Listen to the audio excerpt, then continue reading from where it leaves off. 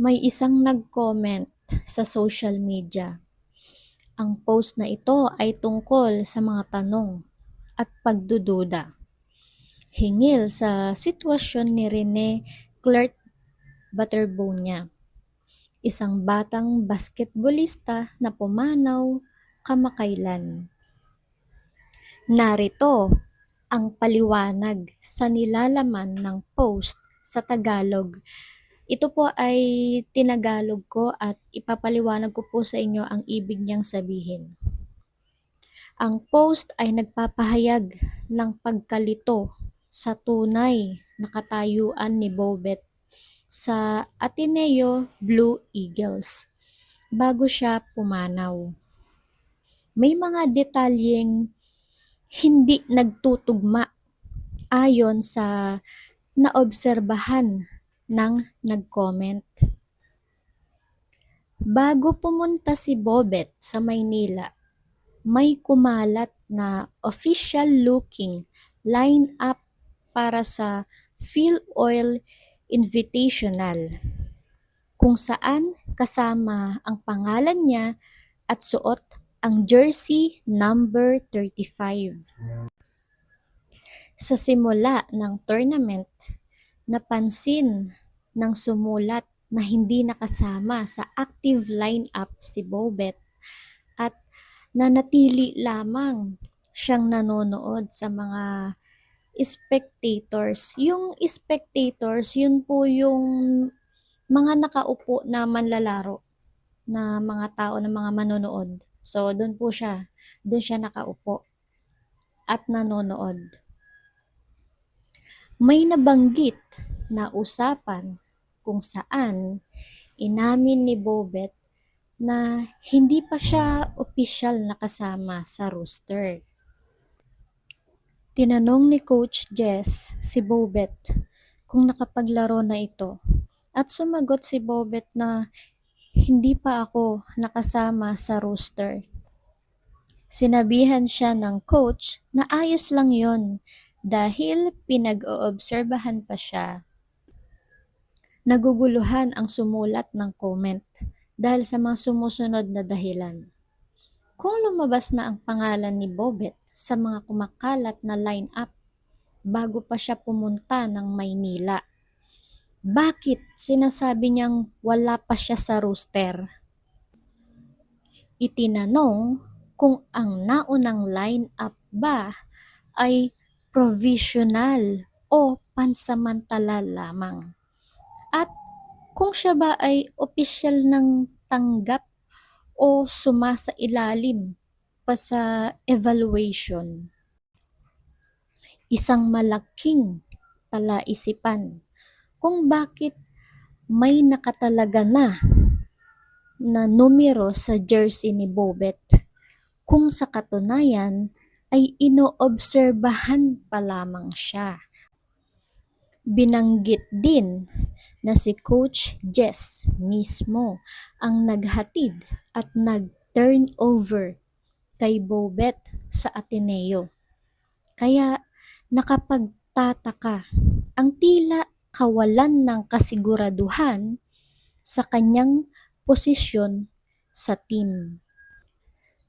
At sa madaling salita, sinusuri ng nag-comment ang posibleng pagkakaiba ng inaasahang katayuan ni Bobet na akala ng marami ay pasok na sa team kumpara sa totoong sitwasyon niya noong panahong yon. Kinwestiyon ng nagkomento kung ano ba talaga ang opisyal na usapan noong dumating si Bobet. Marami ang nag-akalang tapos na ang lahat ng pirmahan. Ngunit, itinatanong kung nagkaroon na ba talaga ng opisyal na pulong. Pangalawa, formal na ba siyang na-recruit? Pangatlo, mayroon na bang pirmadong scholarship o player agreement?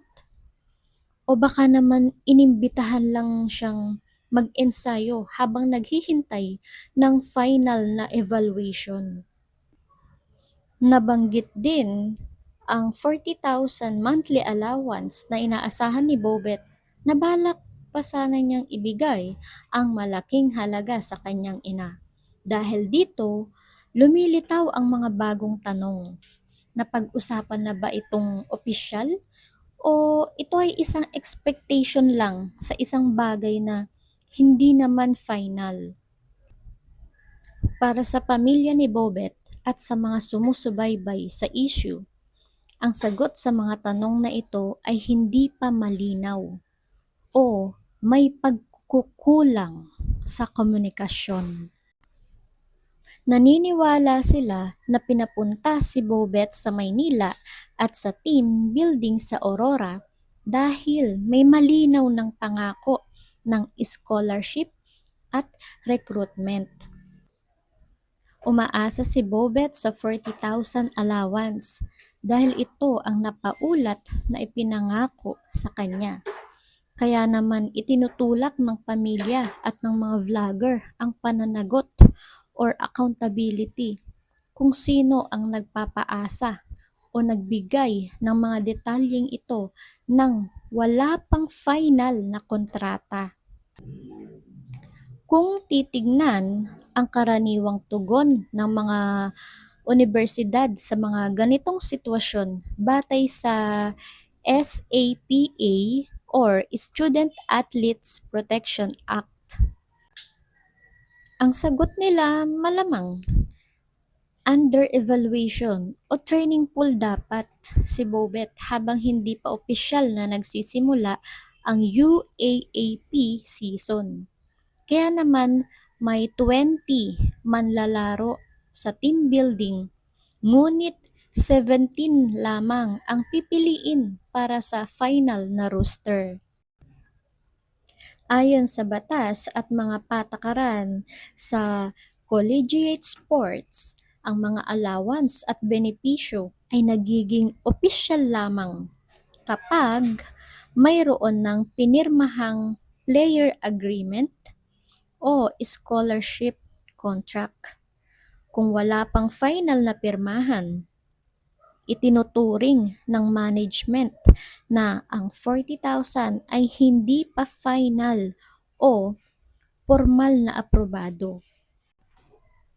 Ayon sa batas at mga patakaran sa collegiate sports, ang mga allowance at benepisyo ay nagiging opisyal lamang kapag mayroon ng pinirmahang player agreement o scholarship contract. Kung wala pang final na pirmahan, itinuturing ng management na ang 40,000 ay hindi pa final o formal na aprobado. At ang kabuuang sagot sa mga tanong na yan ay kasalukuyan pa ring hinahanapan ng hustisya at paglilinaw, justice and accountability. Hiling ng nanay ni Bobet na sabihin kung ano ba talaga ang totoong nangyari. Ano ba talaga ang mga nangyari sa likod ng kanyang recruitment at mga pangakong binitawan sa kanya. Hiling ng publiko at lalo't higit sa lahat ng buong pamilya ni Bobet na magkaroon na ng hustisya at malasakit na totoong nangyari kung ano ba talaga ang nasa likod ng trahedya. Sana ay magkaroon na ng linaw ang lahat at magkaroon na ng hustisya. Maraming salamat po.